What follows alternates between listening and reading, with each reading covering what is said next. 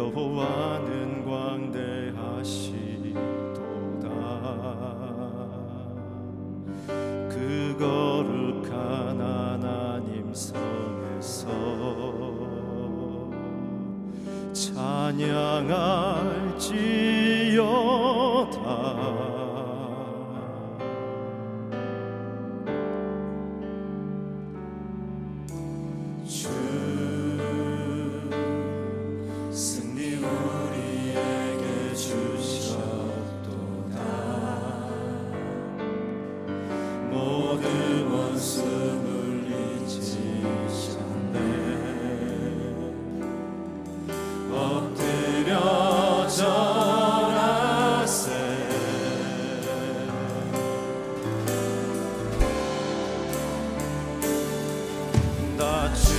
크신 이름 높이며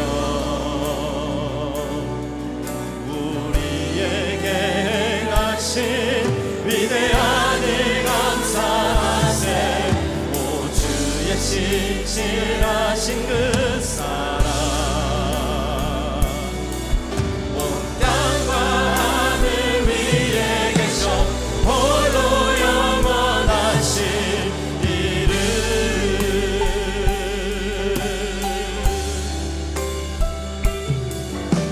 주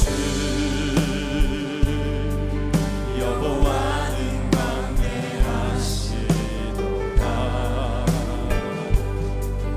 그 거룩한 하나님 성에서 찬양할지어다.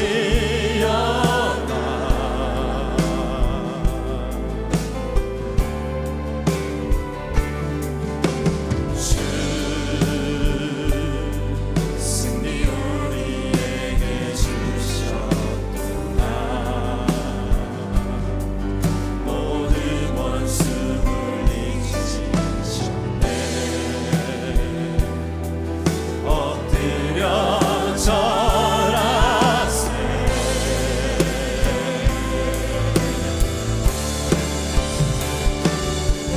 다 주의 크신 이름 높이며 우리에게 행하신 위대한 일 감사하세. 오 주의 신실하신 그 사랑 온 땅과 하늘 위에 계셔 홀로 영원하신 이름. 다 주의 크신 이름 높이며 우리에게 행하신 위대한 일 감사하세. 오 주의 신실하신 그 사랑 온 땅과 하늘 위에 계셔 홀로 영원하신 이름. 높은 목소리로 다 주의 크신 이름 높이며 우리에게 행하신 위대한 일 감사하세. 오 주의 신실하신 그 사랑 온 땅과 하늘 위에 계셔 홀로 영원하신 이름. 온 땅과 하늘 위에 계셔 홀로 영원하신 이름.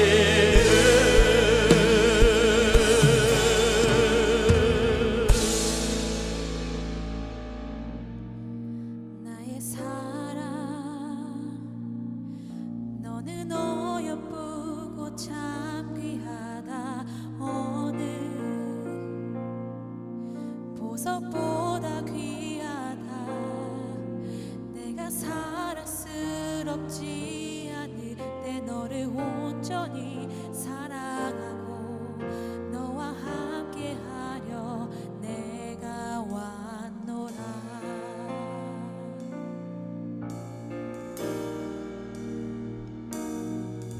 주의 사랑 이 사랑은 결코 변치 않아. 모든 계절도 울보시네. 푸른 마르고 꽃은 시드나 주의 말씀은 진실해. 실수가 없으신 주만 바라라.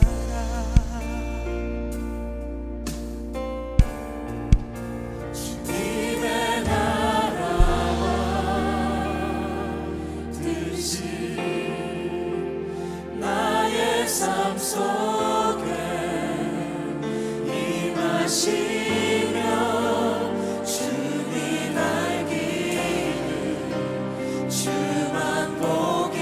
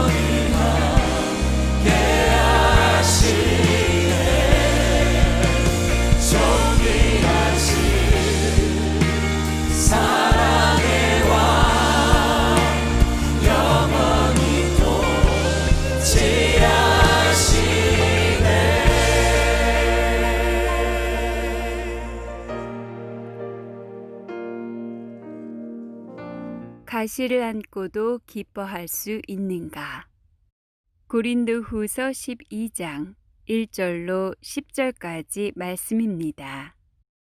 무익하나마 내가 부득불 자랑하노니 주의 환상과 계시를 말하리라. 내가 그리스도 안에 있는 한 사람을 아노니 그는 14년 전에 셋째 하늘에 이끌려간 자라. 그가 몸 안에 있었는지 몸 밖에 있었는지 나는 모르거니와 하나님은 아시느니라. 내가 이런 사람을 아노니 그가 몸 안에 있었는지 몸 밖에 있었는지 나는 모르거니와 하나님은 아시느니라. 그가 낙원으로 이끌려가서 말로 표현할 수 없는 말을 들었으니 사람이 가히 이르지 못할 말이로다. 내가 이런 사람을 위하여 자랑하겠으나 나를 위하여는 약한 것들 외에 자랑하지 아니하리라. 내가 만일 자랑하고자 하여도 어리석은 자가 되지 아니할 것은 내가 참말을 함이라. 그러나 누가 나를 보는 바와 내게 듣는 바에 지나치게 생각할까 두려워하여 그만두노라. 여러 계시를 받은 것이 지극히 크므로 너무 자만하지 않게 하시려고 내 육체의 가시 곧 사탄의 사자를 주셨으니 이는 나를 쳐서 너무 자만하지 않게 하려 하심이라. 이것이 내게서 떠나가게 하기 위하여 내가 3번 주께 간구하였더니 나에게 이르시기를 내 은혜가 내게 족하도다. 이는 내 능력이 약한 데서 온전하여짐이라 하신지라. 그러므로 도리어 크게 기뻐함으로 나의 여러 약한 것들에 대하여 자랑하리니 이는 그리스도의 능력이 내게 머물게 하려 함이라. 그러므로 내가 그리스도를 위하여 약한 것들과 능욕과 궁핍과 박해와 곤고를 기뻐하노니 이는 내가 약한 그때에 강함이라. 아멘. 크리스찬 삶에는 2가지 측면이 있습니다. 천국같이 밝고 빛난 측면이 있는가 하면 계곡을 통과하듯이 아프고 힘든 측면도 있습니다. 이 둘이 조화를 이룰 때 우리 삶의 역동성이 살아나는 것입니다. 흔히 모든 것이 편안하고 안정되기만 하면 축복된 줄 알지만 사실은 그렇지 않습니다. 삶의 길이 평탄하기만 하면 오히려 무료하고 몸이 건조한 삶을 살 가능성이 많습니다. 아무런 도전도 없고 극복해야 될 과제가 없기 때문에 삶의 다이내믹스가 죽게 되는 것입니다. 독일 사람들의 민화 중에 이런 이야기가 있습니다.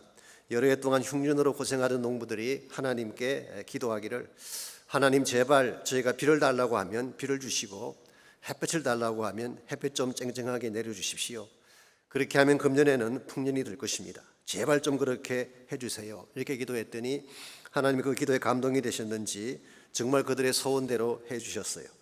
농부들이 밭에 나가 씨를 뿌린 후에 비를 달라고 하면 비가 쏟아졌고 햇볕을 달라고 기도하면 햇볕이 내리쬐었습니다. 이렇게 해서 곡식들이 무럭무럭 잘 자란 것입니다. 드디어 가을이 오고 추수할 때가 되어서 곡식단을 거두었더니 이게 웬일입니까? 곡식의 알맹이는 하나도 없고 모두가 쭉정이들밖에 없었습니다. 화가 난 농부들이 다시 하나님께 나가서 항의를 했습니다. 아니 어떻게 해서 알맹이가 하나도 없는 것입니까? 무언가 잘못하신 것이 아닙니까? 그때 하나님께서 이렇게 대답하셨다고 합니다. 너희들이 비와 햇볕만 구했지 북풍을 구하지 않았기 때문이다. 이 세찬 북풍은 곡식을 흔들어 놓죠. 그러면 곡식을 상하게 할 것이라고 생각하지만 사실은 그렇지 않습니다. 그때 꽃가루가 수분작용을 해서 열매를 맺게 하는 것입니다. 이것을 몰랐기 때문에 북풍에 대한 기도를 하지 않은 것입니다. 우리 신앙생활도 마찬가지입니다. 밝고 빛난 햇볕만 비추면 좋을 줄 알지만 그렇지 않습니다. 때로 북풍 같은 시련의 바람도 불어야지 신앙이 살아나고 또 성장하게 되는 것입니다. 그래서 하나님께서는 가끔 우리 인생 속에 고난의 가시를 주실 때가 있습니다. 그것을 통해 우리 인생이 깨어나고 더 깊은 축복으로 나아가기를 원하시기 때문입니다. 우리가 인생을 살아가면서 경험할 수 있는 가시는 여러 가지 종류가 있습니다. 첫째로 육신의 가시가 있습니다. 오랜 질병이나 선천적 연약함 같은 것을 우리 육신의 가시라고 부를 수가 있습니다. 마음의 가시도 있습니다. 지울 수 없는 상처나 깊은 상실감 같은 것이 마음을 찌르는 가시가 되기도 하죠. 심지어는 영적인 가시도 있습니다. 영적인 시험이나 악한 대적의 공격이 우리를 찌르는 가시가 될 수가 있습니다. 어느 케이스든 다 아프고 힘든 것이죠. 특별히 마음의 가시라고 하는 것은 너무나 깊어서 뽑아내는 것이 쉽지 않다고 합니다. 언젠가 소설가 박완서 씨가 이 마음의 가시에 대해서 이런 고백을 기록한 것을 읽은 적이 있습니다. 이분에게 너무나 사랑하는 외동아들이 있었는데요, 1988년도에 26세의 나이로 갑자기 그 아들이 세상을 떠났습니다. 그때 엄마로서 느끼는 아픔이 얼마나 깊었던지 수십 년이 지난 후에도 이런 고백을 적고 있습니다. 내 수억 기억의 가닥 중에 아들을 기억하는 가닥을 찾아내어 끊어버리는 수술이 가능하다면 이 고통에서 벗어날 수 있으려면 이것만은 끊어지지 아니한다, 그런 고백을 했어요. 마음의 상처나 마음의 가시는 그만큼 깊고 힘들다고 하는 것입니다. 이와 같이 힘들고 아픈 가시가 우리의 삶 속에는 없을까요? 여러분과 제 삶 속에는 이런 찌르는 가시가 없을까요? 저는 분명히 있다고 생각합니다. 크리스찬이라고 해서 고난의 가시를 피해갈 수 없기 때문입니다. 분명히 우리 삶 속에도 아픔이 있고 가시가 있지만, 그러나 이 가시에 대해서 보이는 반응이 세상 사람과 우리는 달라야 합니다. 왜냐하면 우리는 고난 속에서도 일하시는 하나님을 믿기 때문에 그런 것입니다. 하나님은 가시를 위한 가시를 주시지 않습니다. 가시를 통해 진짜 소중한 것을 발견하기를 원하시는 것이기 때문에 우리는 가시가 왔을 때에 바른 반응을 보여야 하는 것입니다. 여러분 삶 가운데 가시가 주어지면 어떤 반응을 보이시나요? 아파합니까? 원망하십니까? 아니면 그것을 억셉트하고 기뻐하시는지요? 힘들긴 하지만 가시를 안고도 기뻐할 수 있을 때 우리 인생의 진정한 성숙함을 이룰 수가 있게 되고, 그때 우리 삶을 통해 하나님이 기뻐하시는 열매를 맺게 되는 것입니다. 이런 측면에서 우리에게 분명히 가시가 주어지지만 이 가시를 안고도 기뻐하며 살리면 과연 무엇이 필요할지 오늘 주신 본문을 중심으로 그것을 함께 정리해 보려고 합니다. 오늘 가시근 본문에 보시면 바울이 경험했던 두 가지의 중요한 체험이 기록되어 있습니다. 첫째는 낙원에 대한 체험이고 두 번째는 가시에 대한 체험입니다. 먼저 1절에서 4절까지를 보시면 그가 경험했던 낙원에 대한 체험이 소개되어 있습니다. 1절 말씀 먼저 봅니다. 무익하나마 내가 부득불 자랑하노니 주의 환상과 계시를 말하리라. 여기서 바울은 다시 한번 자신의 자랑에 대해서 부담스러움을 표명하고 할 수만 있으면 하지 않고 싶지만 그래도 부득불함을 이야기합니다. 이번에는 영적 체험에 대한 자랑을 하는데요, 바울은 주의 환상과 계시를 가졌다고 말하고 있습니다. 환상이 무엇인가요? 이 옵타시아라고 하는 헬라 말인데 이것은 본다는 뜻이에요. 그래서 눈으로 보는 것을 환상이라고 말합니다. 하나님의 세계나 영광을 직접 목격할 경우에 환상을 보았다, 그렇게 말하는 것입니다. 그 반면에 계시라고 하는 단어는 아포칼롭시스라는 단어인데 이것은 veil을 벗긴다 혹은 비밀을 밝힌다, 그래서 revealing, unveiling 그렇게 번역할 수 있는 것입니다. 즉 성령을 통하여서 하나님의 비밀을 알게 하는 것이 바로 계시입니다. 그러므로 계시라고 하는 것은 환상보다 좀 더 깊은 것이라고 말할 수가 있습니다. 환상은 겉모양의 황홀함을 보는 것이라고 한다면 계시는 그 속에 있는 진리를 보는 것이기 때문에, 여러분 2절 이하를 계속 보시면은 바울이 봤던 환상과 계시의 내용이 구체적으로 소개가 되고 있습니다. 2절 말씀, 내가 그리스도 안에 있는 한 사람을 아노니 그는 14년 전에 셋째 하늘에 이끌려 간 자라. 그가 몸 안에 있었는지 몸 밖에 있었는지 나는 모르거니와 하나님은 아시느니라. 여기 한 사람이 소개되고 있죠. 그런데 사실 이 한 사람은 바울 자신을 말하는 것입니다. 즉 바울 자신을 3인칭으로 묘사를 하고 있습니다. 이것은 랍비들이 자기를 소개할 때 흔히 사용하는 방식이라고 합니다만은 저는 또 한 가지 가능성을 봅니다. 이 표현 속에 바울의 겸손함이 반영되어 있지 않는가라고 생각합니다. 바울은 자신의 영광과 자랑에 대해 이야기할 때는 제 3대로 표현을 했지만 가시와 연약함을 이야기할 때는 다시 1인칭으로 돌아옵니다. 잘난 것은 다른 사람의 이야기처럼 하고 못나고 부족한 것은 자신의 이야기로 하는 것, 이게 겸손한 자세 아니겠습니까? 우리는 사실 반대로 할 때가 많잖아요.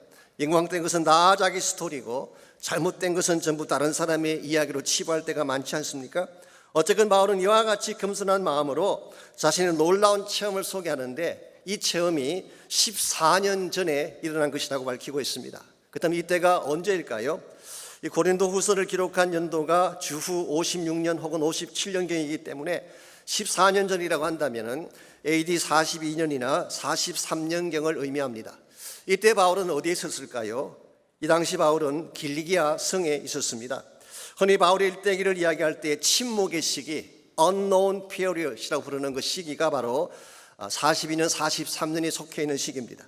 이때는 아직 바울이 안디옥으로 가서 본격적인 사역을 시작하기 전이에요. 여러분, 하나님은 참 이상하게도 우리에게 사명을 주시기 전에 체험을 먼저 주세요. 장차 성경을 하게 되면 겪게 될 수많은 시련과 고통이 있는데 이것을 이겨낼 수 있도록 영적인 체험과 능력을 먼저 주시는 것입니다.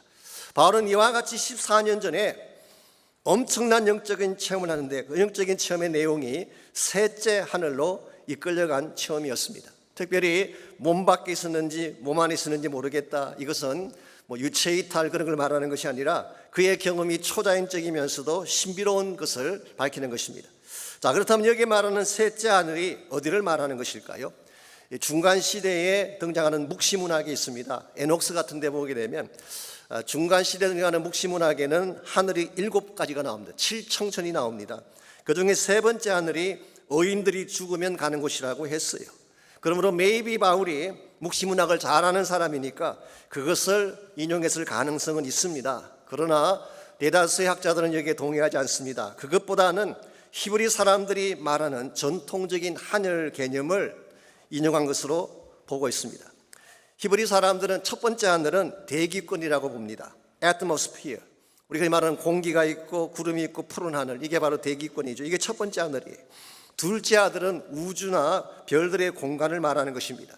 스타워즈가 이루어지고 ET가 나오고 갤럭시가 나오는 이게 다 두 번째 하늘이라고 말할 수가 있죠. 그리고 세 번째 하늘은 하나님이 계시는 곳, 천사들과 성도들이 가는 곳으로 보았어요. 이 존 켈빈 같은 분은 3이라는 숫자를 상징적으로 해석을 해서 가장 높고 가장 완전한 곳이다, 그렇게 표현하기도 했습니다. 실제로 에베소서 4장 10절에 보시면은 주님의 성천을 이야기하면서 모든 하늘 위에 올라가신 것으로 묘사했어요. Ascended above all heavens. 모든 하늘 위로 올라가셨다. 여기서 말하는 모든 하늘은 대기권과 우주를 통과해서 갤럭시 위에 있는 하늘, 이게 우리가 말하는 천국을 의미하는 것입니다.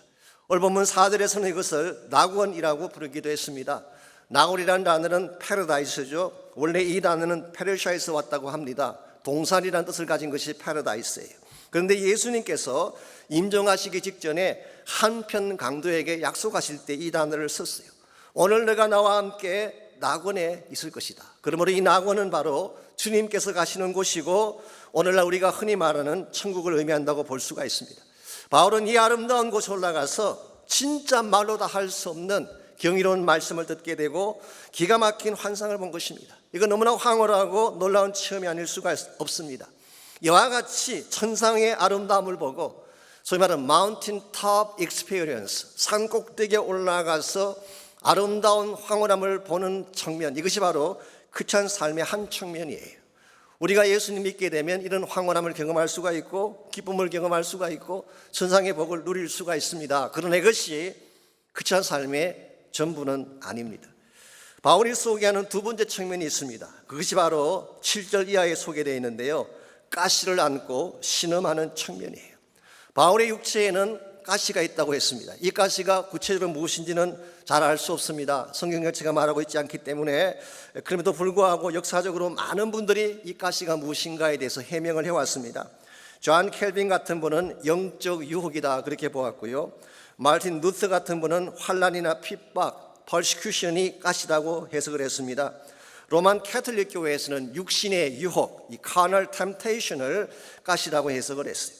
어떤 사람은 안질이다, 어떤 분은 말라리아 병을 말하는 것이다, 심지어는 간질병을 말하는 것이다, 여러 가지 많은 해석이 있습니다. 이 중에 어느 것이 확실히 맞는지는 정할 수가 없지만 한 가지 분명한 것이 있습니다.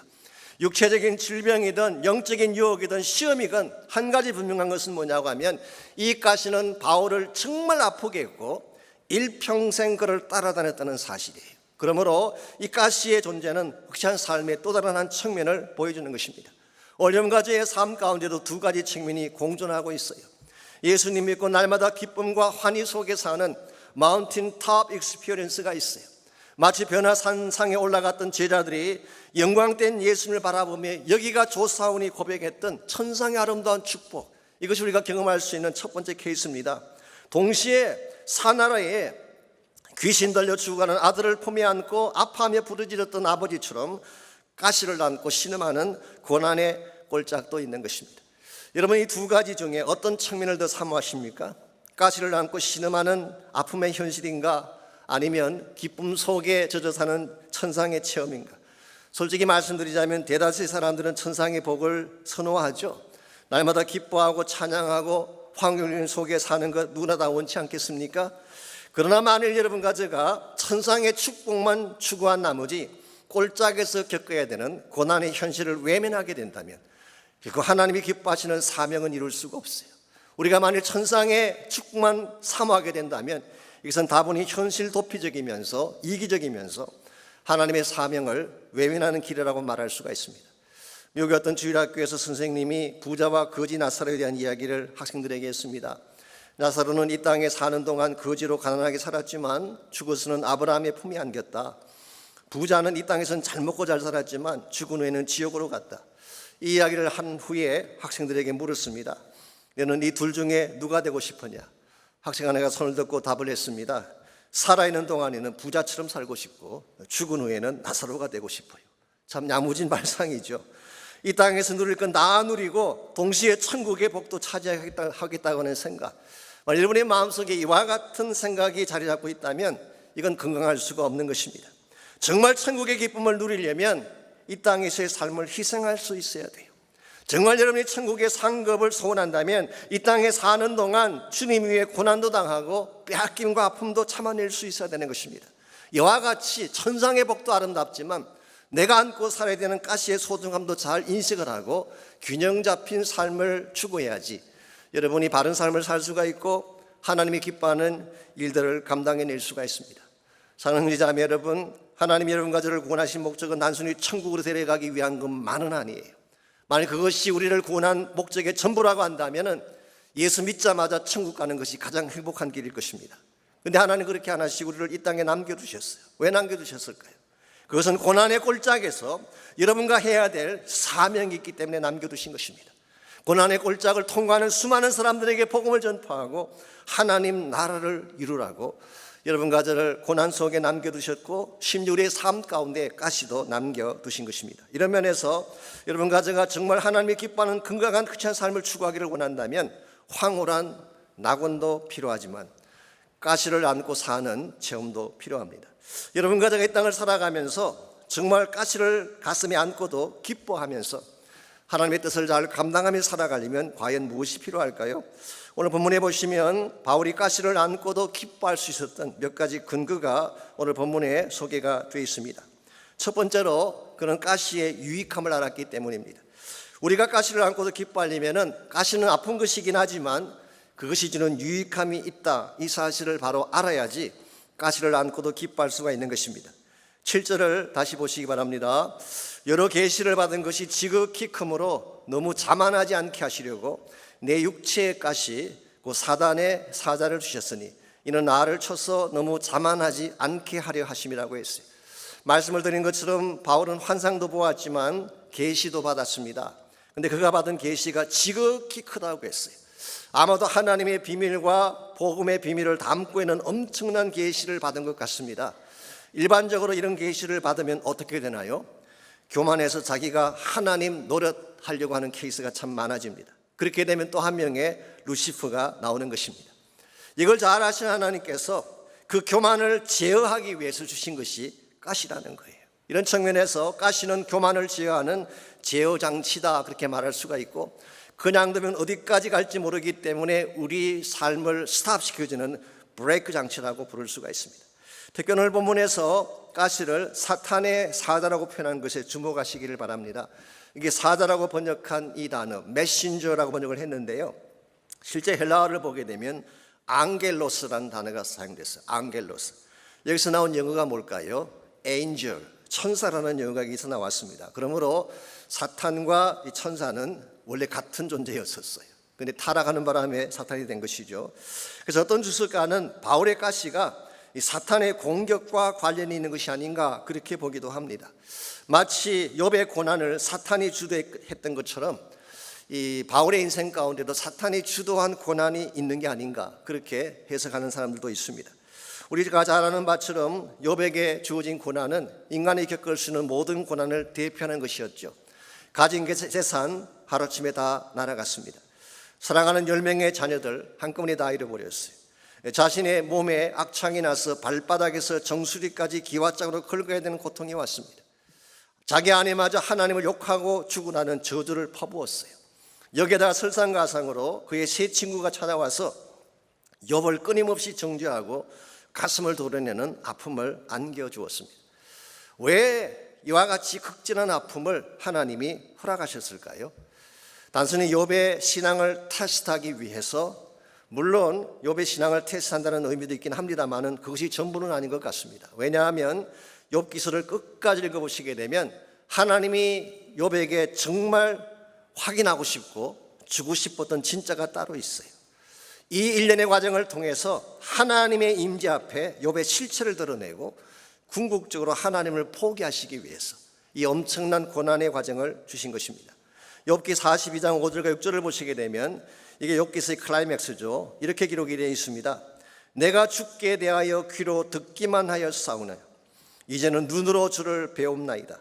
그러므로 내가 스스로 거두어드리고 티끌과 재 가운데서 회개하나이다. 여기서 회개한다는 표현이 나오잖아요.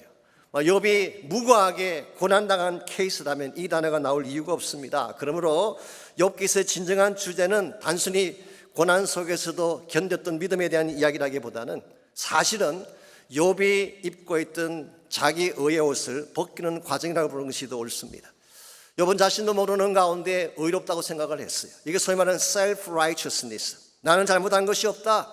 자기 친구가 3차례에 걸쳐서 그를 accusing했지만 I'm innocent. 나는 깨끗하다. 나는 무죄하다. 이와 같은 표현 속에서 욥은 자기도 모르는 가운데 자기 의를 계속 강조했어요. 욥이 입고 있던, 자신도 모르는 가운데 입고 있던 self-righteousness라고 하는 이 자기 의의 옷을 벗기기 위해서 하나님은 수많은 고난의 가시를 그에게 주신 거예요. 여러분과 저에게 하나님이 가시를 주시는 이유도 여기 있습니다. 가시를 통해 나를 낮추시고, 그리고 가시를 통해 나의 실체를 보게 하실 뿐만 아니라 가시를 통해 진짜 하나님을 목격하게 하는 것입니다.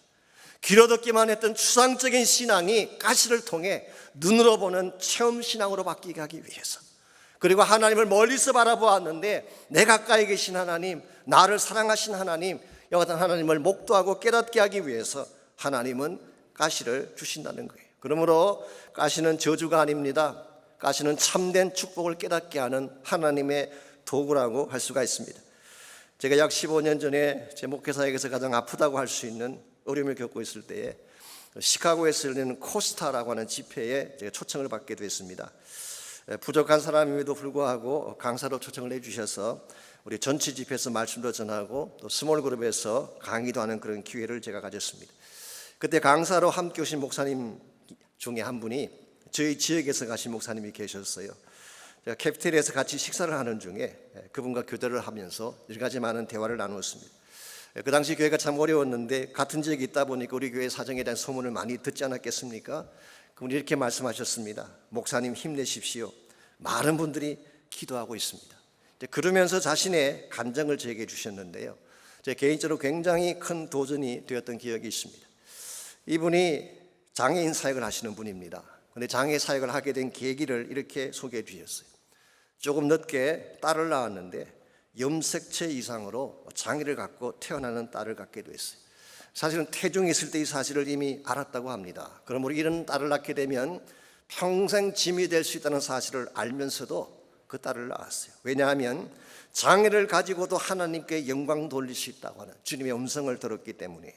그리고 그 딸의 이름을 조이, 기쁨이라고 지었어요. 이것이 계기가 되어서 조이 장애 선교 센터를 만드시고, 목사님 자신도 장애 선교라고 하는 아직은 아무도 가지 아니하는 미개척 분야인 장애 신학에 대한 논문으로 PhD를 받으시고, 그 후에 전 세계를 다니면서 많은 장애자들을 위해 강의도 하시고 소중한 사역을 감당하셨어요. 장애가 가시인 줄 알았는데 사실은 그것이 축복이었다는 것이 그분 간증의 핵심이었어요. 제가 그 말을 듣고 굉장히 많은 도전을 받았습니다. 이 아픔을 아픔이라 말하지 않고 그것을 오히려 소중한 사역의 몫으로 품으시고 하나님의 부르심을 향해 나아갈 수 있다는 사실이 얼마나 큰 도전이 되었는지 오늘 여러분에게도 가시는 있습니다. 여러분 그것을 아픔이라고 느끼게 되면 여러분 자신이 상하게 되는 것입니다. 그러나 아픔이 아니라 축복의 기회다. 하나님이 나를 통해 하시고 싶은 목적이 있다. 이 사실을 깨닫고 가시에도 불구하고 하나님 영광을 위해 여러분 나가게 되면 가시가 여러분을 아름다운 곳으로 인도하고 축복의 열매를 맺게 하는 것입니다. 이런 면에서 장미꽃의 아름다움은 찾지 마시고 가시의 소중함도 발견하셔서 더 값진 일을 이루시는 여러분 모두가 되시기를 바랍니다. 두 번째로 가시를 안고도 기뻐하려면 은혜의 충분함을 인식을 해야 됩니다. 8절을 보시면 바울이 가시를 안고 기도한 사실이 8절에 기록되어 있습니다. 이것이 내게서 떠나가게 하기 위하여 내가 3번 주께 간구하였다고 했어요. 이게 간구했다는 이 표현이 원문을 보시게 되면 배경했다, 간청했다 그런 뜻이에요. He begged 3 times, 3번씩이나 하나님 앞에 간청한 것이요. 제발 좀 이 가시가 떠나가게 해주십시오. 왜와 같이 하나님께 간청했을까요? 너무 아프니까. 여기 사실 솔직한 바울의 인간적인 면모가 나타나 있습니다. 아프면 아프다고 해야 되잖아요. 너무 힘드니까 이 가시를 제거해달라고 기도를 한 것입니다. 그런데 3번씩이나 간청을 했는데 하나님이 어떻게 응답하셨나요? 9절 상반부를 보십시오. 나에게 이르시기를 내 은혜가 내게 족하도다. 이는 내 능력이 약한 데서 온전하여 짐이라 하신지라. 쉽게 표현하면 이런 뜻입니다.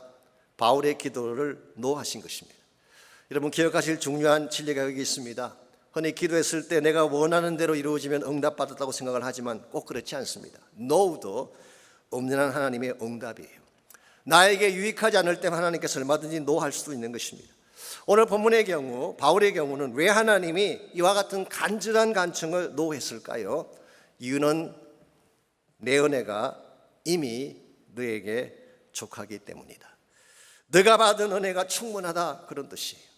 사실 바울은 자신의 육체에 주어진 가시 때문에 아파하고 힘들어한다고 말을 하고 있지만요, 사실은 가시를 삼키고도 남을 충분한 은혜를 하나님은 이미 그에게 부어주셨어요. 바로 그 은혜가 십자가를 통한 은혜예요. 예수님은 가시 정도가 아니라 대못으로 양손과 양발을 박히시고 벌거벗은 몸으로 갈보리 언덕에서 피 한 방울 남기지 않고 다 쏟아 부어주셨어요. 여러분과 제가 이 주님의 은혜 행위 때문에 얻게 된 축복이 얼마나 많은지 아십니까? 예수님의 십자가 사건 때문에 우리에게 주어진 축복이 얼마나 많은지 아세요? 죄 사함 받았습니다. 하나님의 자녀가 됐어요. 영원한 천국의 소망 갖게 됐어요. 세상에 알지 못하는 기쁨과 평강 속에 살게 됐어요. 이 땅에 사는 동안 주님이 친히 우리의 목자가 되셔서 우리를 만지시고 먹이시고 고치시며 나의 모든 필요를 다 채워주시는 자가 되셨어요. 무엇보다 세상에서 가장 나를 사랑하시기에 어디를 가든 나와 함께하며 내 손을 잡아주시는 주님, 심지어 사망의 엄침한 꼴짝을 지나갈 때도 나와 함께 가실 것을 약속하셨어요. Isn't that enough? 이 정도면 충분하지 않나요? 하나님은 우리가 가시를 충분히 삼켜도 남을 만한 은혜를 이미 주셨어요. 우리의 문제가 뭔지 아십니까? 이 은혜를 받고도 이것을 인식하지 못하는 데 문제가 있습니다. 그래서 더 달라고 하는 것입니다. 더 주면 어떻게 할까요? 또 더 달라고 하죠.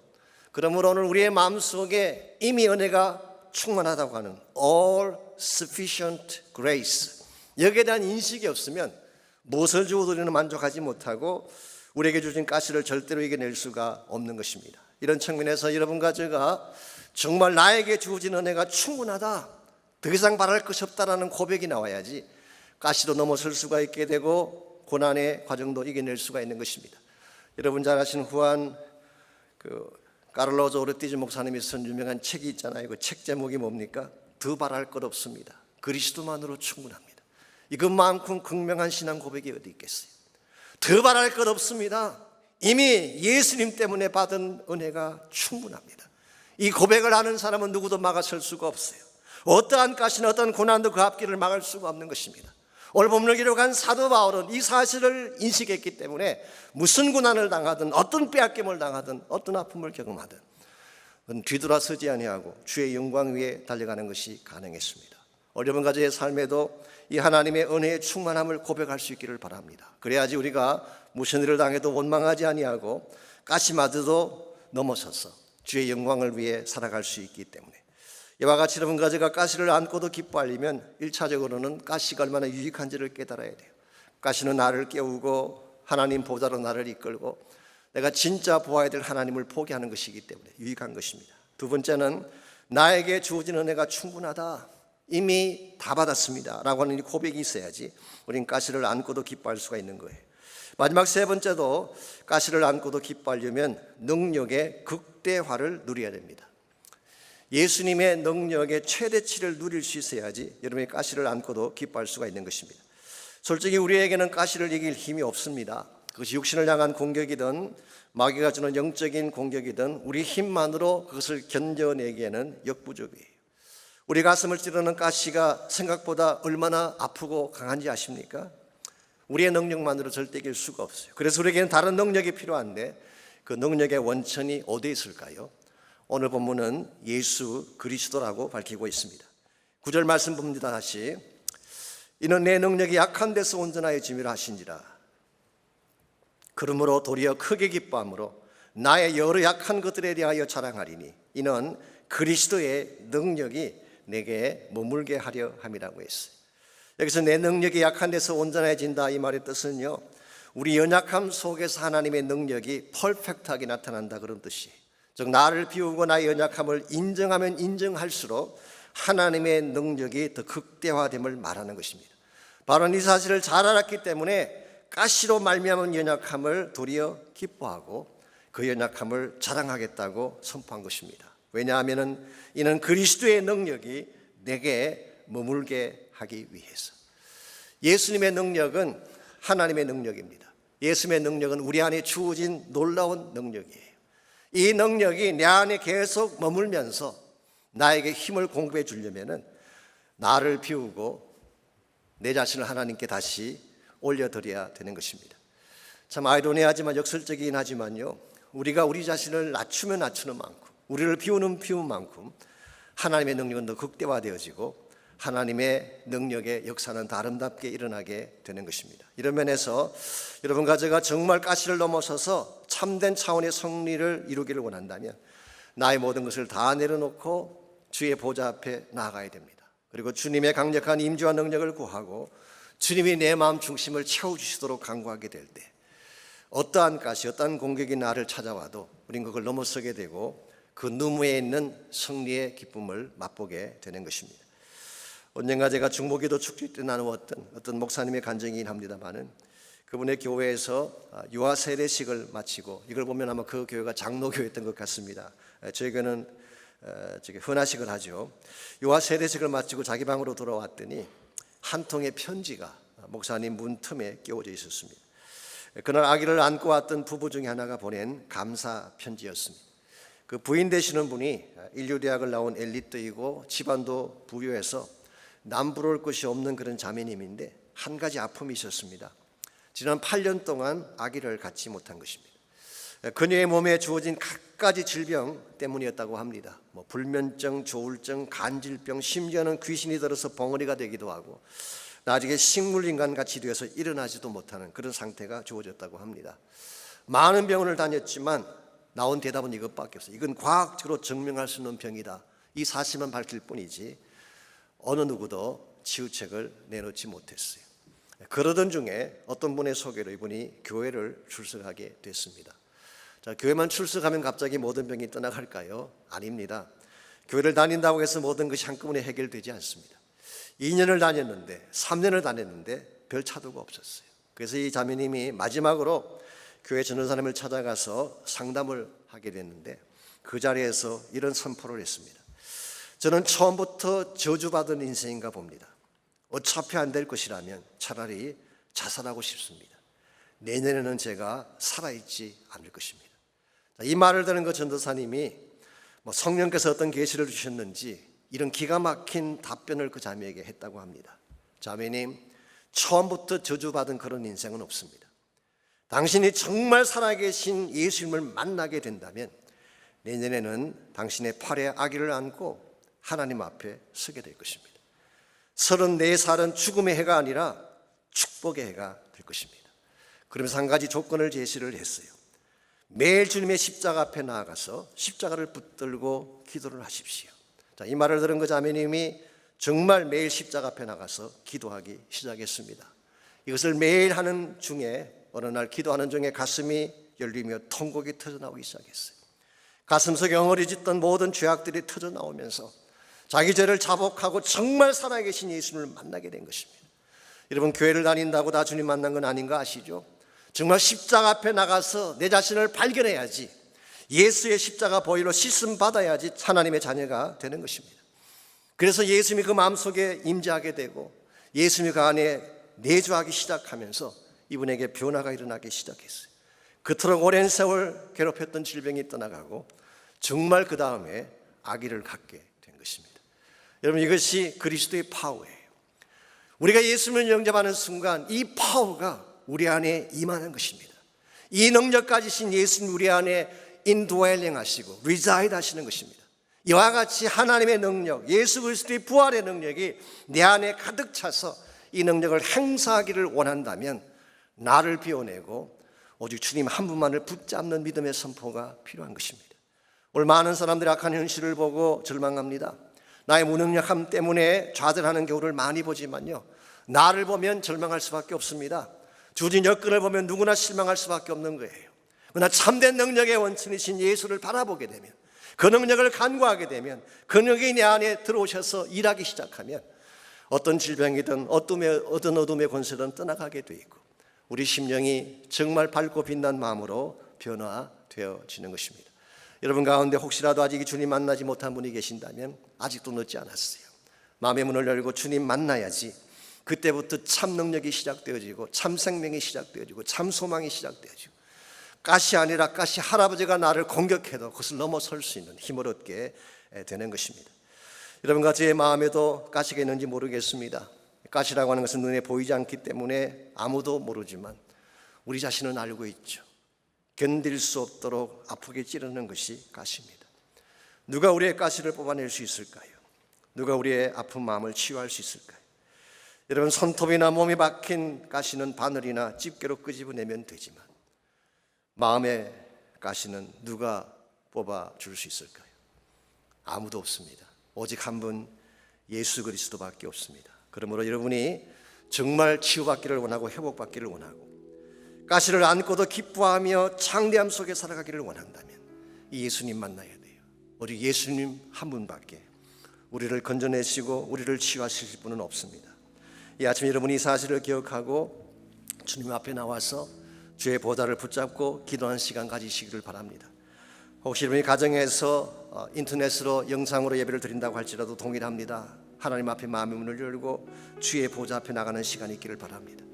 주님의 임재와 능력을 간구하십시오. 그분의 만지심과 치유를 구하시기 바랍니다. 그리고 나에게 주어진 가시가 변하여 축복이 되게 해주시고 가시 때문에 하나님을 더 깊이 만나게 하시고 이 가시 때문에 하나님 나라 일을 감당할 수 있는 내가 되게 해달라고 재혼신하며 결단하며 기도하는 시간이 있기를 바랍니다. 은혜 아니면 살아갈 수가 없네. 보응마저도 다 주의 것이니 세상 평안과 위로 내게 없어도 예수 오직 예수뿐이네. 다시 한번 고백합니다. 은혜 아니면 은혜 아니면 살아갈 수가 없네. 보응마저도 다 주의 것이니 세상 평안과 위로 내게 없어도 예수 오직 예수뿐이네.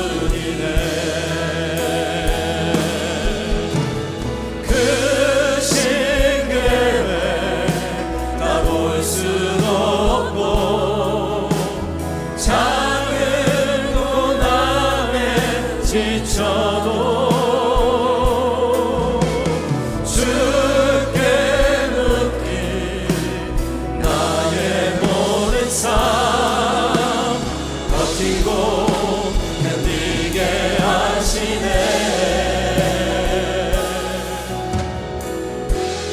은혜 아니면 살아갈 수가 없네.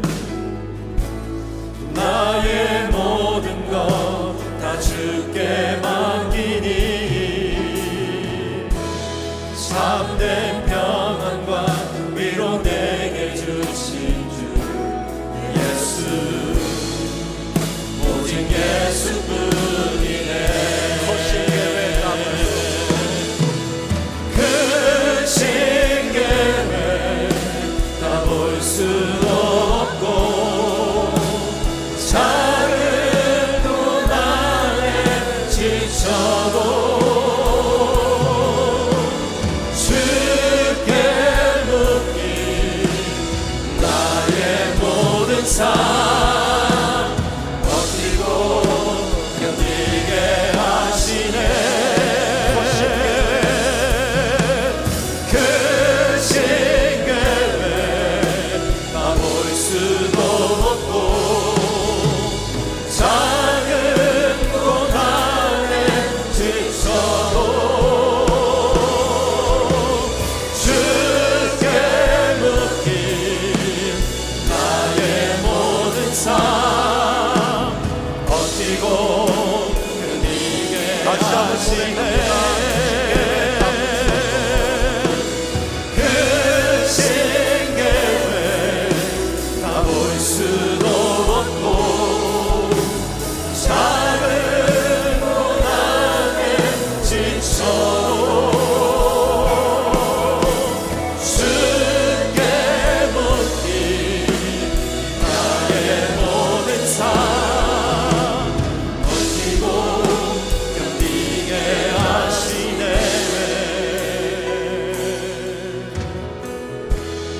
은혜 아니면 살아갈 수가 없네.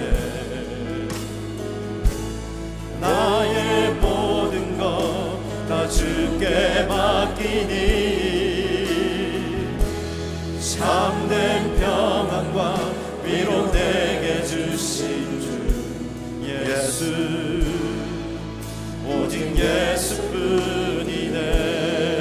예수, 예수, 오직 예수뿐이네. 하나님 감사합니다. 비록 우리 삶 가운데 우리를 찌르는 가시가 있을지라도, 아픔을 주며 고통을 안겨주는 고난의 삶이 우리에게 있을지라도 주께서 우리와 함께 하시며 우리를 만져주시며 우리를 치유해 주시며 마침내 우리 심령 속에 박힌 가시마저도 예수의 보혈로 뽑아내어 주시는 것을 감사합니다. 무슨 문제를 당하든지 홀로 있지 않도록 도와주시고 절망하거나 신음소리 내지 않도록 도와주시고 주를 바라보는 마음에 기뻐하며 찬양하며 감사 가운데 승리할 수 있는 모든 주의 백성들 되게 하여 주시옵소서. 이제는 우리 구주 예수 그리스도의 은혜와 하나님 아버지의 무한하신 사랑과 성령님의 충만한 임재하심이 이 시간 주 앞에 나와 전심을 다하여 찬양하고 예배한 사랑하는 주의 백성 한 분 한 분에게와 가정에서 처소에서 온라인으로 예배하고 있는 사랑하는 주의 백성 한 분 한 분에게, 또한 모든 성도들의 가정과 삶의 터전과 자녀들과 자손들 위해 이제로부터 항상 함께하여 주시기를 살아계신 예수님의 이름으로 간절히 축원하옵나이다. 아멘.